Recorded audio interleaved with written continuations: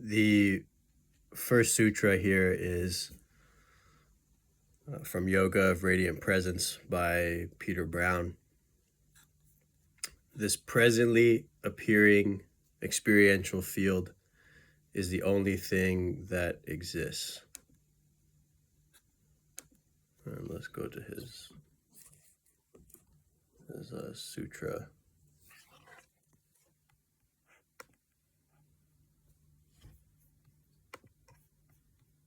What? Okay, there you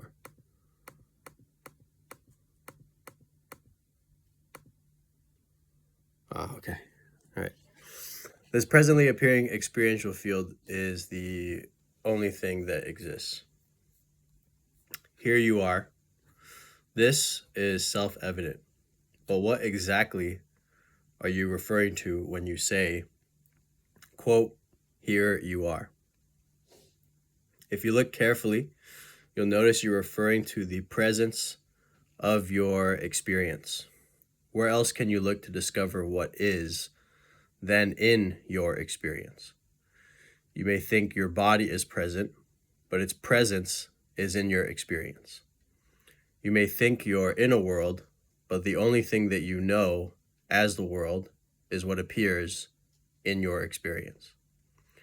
Try to find anything whatever other than your experience, anything more, anything outside. How could you? Where can you look other than in your experience? And the idea is that there are things outside of your experience, the world, other people, anything. If you look closely, you'll discover that you can't find them as anything more than ideas in your experience. So as far as can be known, nothing exists but your experiential field. So that's the first passage, or the first line.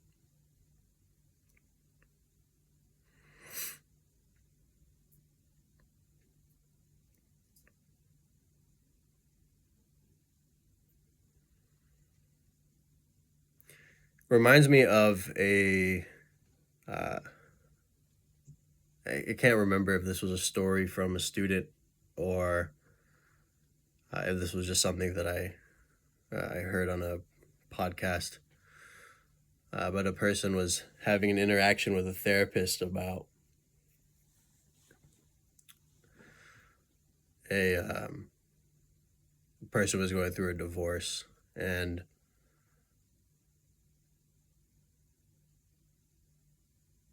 a great source of pain for the person was wondering if they'd ever find or meet someone that would love them that much, or that could love them the way that that person used to love them. And the therapist told them, well, the love that you felt from your former partner, husband or wife, is a love that is coming from inside you. Like, there is no actual outside.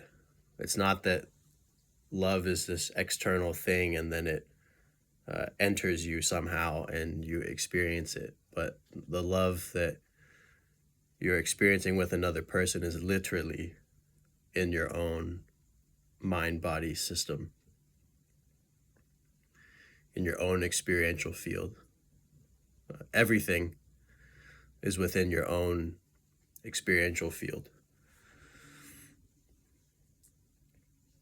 So when the quote says there's nothing other than this, it means that there's nothing other than the field, nothing other than experience. When we think of something that's been outside of experience, we can't come up with anything. Have you ever had an experience, outside experience? Have you ever had reality outside of reality?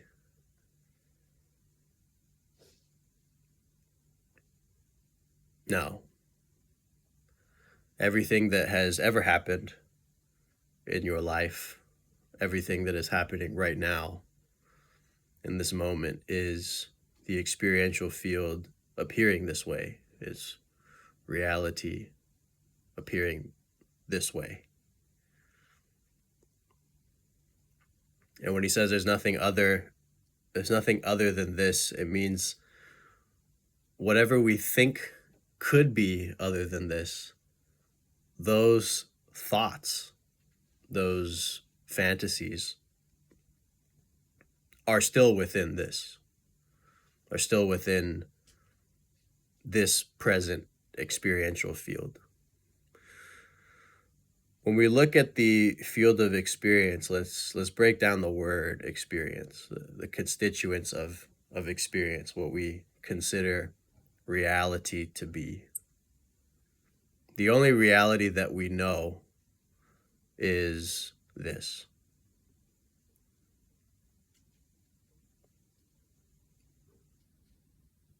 And what is this? This is hearing, feeling, tasting, seeing,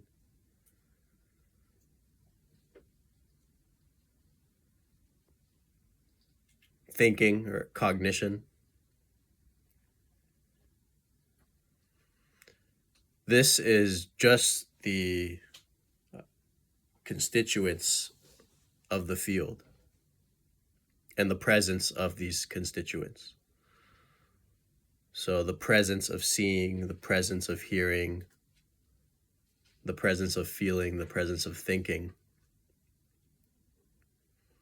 It was mentioned that the body was mentioned. And what is the body experientially? So the body is a conglomerate of sensation. It's visibly perceptible, so you can see it with your eyes. But when you break apart body, what is body in your experiential field? It is sensation, it's feeling. And reduce it further, what's feeling? What actually is seeing, or what is hearing? You get to these very fundamental aspects of the field. You get to these most fundamental things. And that's what comprises the field. So another example is like intention. What actually is intention? Intention is a word for a specific function in consciousness, a specific function, a thing in the experiential field. So for me to reach for this cup, I look at the cup. There's a instantaneous and spontaneous flash of a thought of my hand reaching for that cup. So that's thought.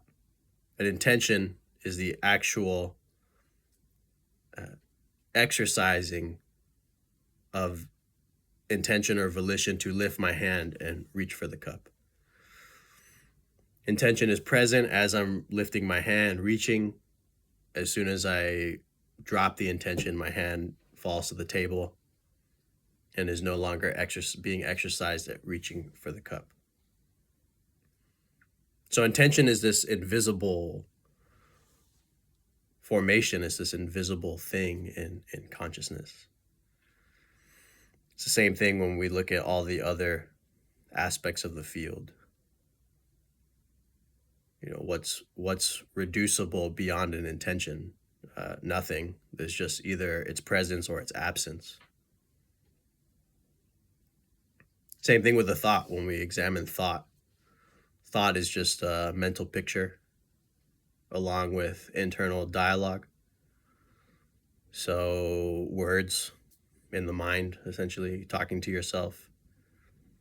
the stream of mental pictures and the stream of inner mentation or inner dialogue is cognition, is thinking. So when you reduce those, what do you get? I mean, a picture of a thought, what's more fundamental than that? It's just if you were to examine it, you just get these uh, pixelated thought dust or pixelated thought stuff. If you even could cut a thought in half, but you can't because it's like mist. So this is I'm describing aspects of this, or aspects of the experiential field. So these are often referred to as the 6 sense spheres, the 6th one being the mind, or being thinking. And they're considered spheres in the sense that they're these spheres of experience, domains of experience. But they're not anything permanent or specific. So the sense sphere of hearing is this river of sensory data that has to do with sound. Seeing is a river of sensory data that has to do with visual perception. Thinking is a river of sensory data, or of thought data, mental pictures, and inner dialogue that is continuous. So no portion of the river is ever the same, but it's still a river. It's the same with the experiential field. No portion of the field is the same, ever.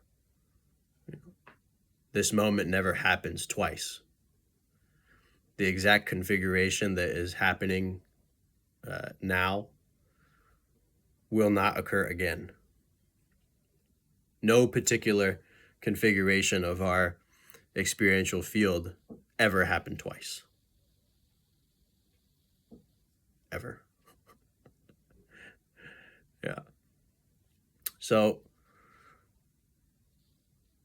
this is all that has been from the moment that you were born, and if you enter recollection of your former existences, you'll find it's the same case.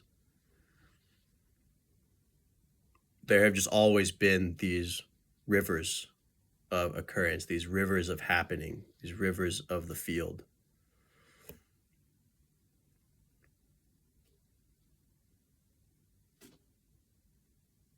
For as long as you can remember, there was seeing, there was hearing, there was feeling, there was perceiving, and there were the constituents of the experiential field and the capacities of consciousness, like intention, attention.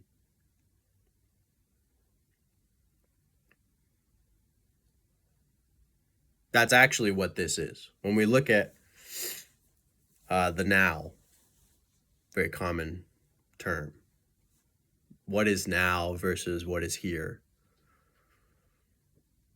versus what is to come, or what was versus what is over there. Yeah, these are all just words for the field of experience. So now is what is presently being seen, heard, felt, thought, intended, whatever it is. Then, previously, was the same thing. Hearing, feeling, tasting, touching, thinking. In 5 minutes, it'll be the same thing. In 5 days, it'll be the same thing. In 5 years, it'll be the same thing. It just looks different. So now is a temporal designator. It's in relation to other reference points in time. So the now only exists if there's a past. The past only exists if there's a now or a future. The future only exists if there's a present. But they've always just been this field. Because of memory, we're able to say that events happened in the past. And because of our capacity of forethought or anticipation, we're able to say that, calculate that certain events will happen again. But the past, just like the future, is just now. It's just this. And let's look at the word here. We have the idea that now and here, or here and then, for example, are different things. But when we actually examine here, we find the same answer as the question of now. Now is a temporal distinction, and here is a spatial one. But they're referring to the same thing. When we look at here, what is here? Seeing, hearing, feeling, tasting, touching, thinking. That's what here is. So in our mind, we see here and now as two separate things, two separate categories. But then when we actually investigate, we find that they're both describing the same experiential field.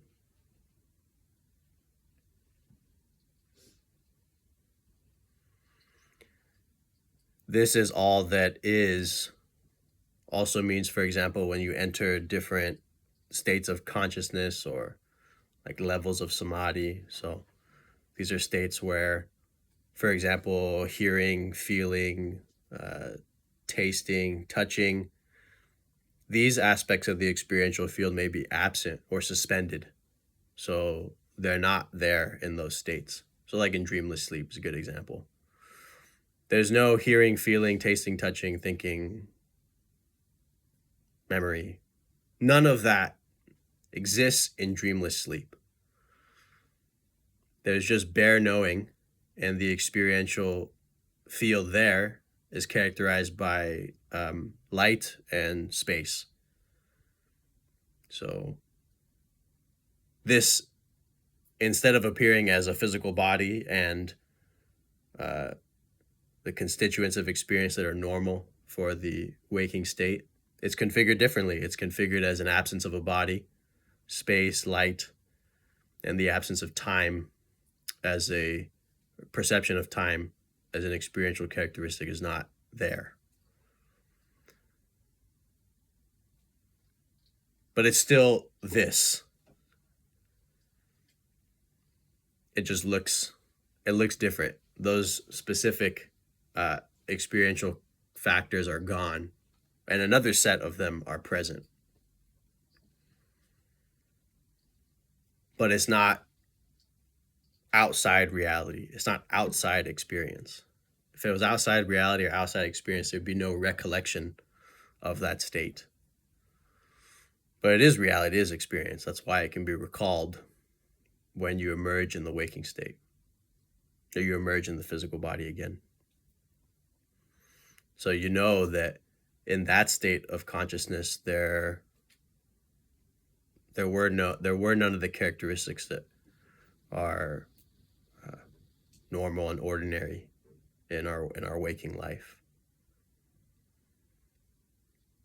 And why is this point particularly significant? Because there's an idea in spiritual practice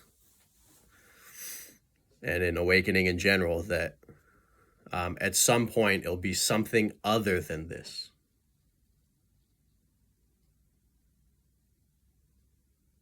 So when we look at the trajectory of awakening in time, before you knew anything about any of this, had any shift in non-duality whatsoever, there was consciousness, there was reality, experience. That was the case your whole life. In the dawn of awakening, there's recognition of that fact. There's actual recognition of the awakeness of being, or the awakeness of all of this. There may have been a recognition of presence, whereas before there was a complete absence of recognition.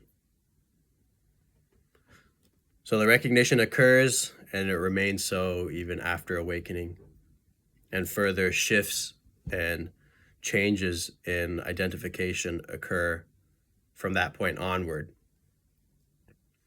But before awakening, during awakening, and after awakening, reality / consciousness / experience / this was the case, is the case, will be the case nonetheless.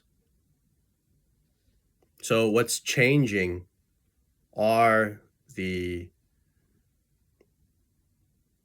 aspects of the field, specific capacities in consciousness,